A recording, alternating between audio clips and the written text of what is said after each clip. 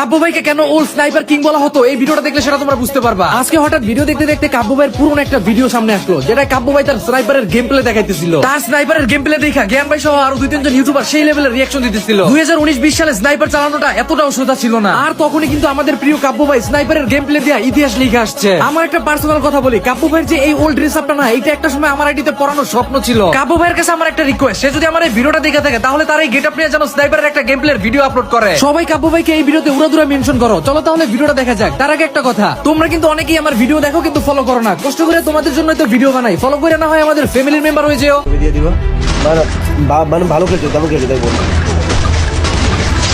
ভাই সাব। দারুন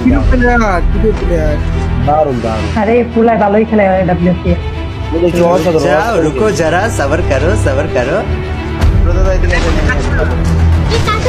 मजा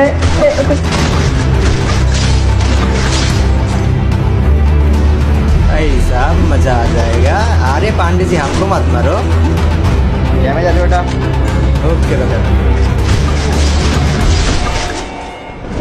रुको जरा सबर करो।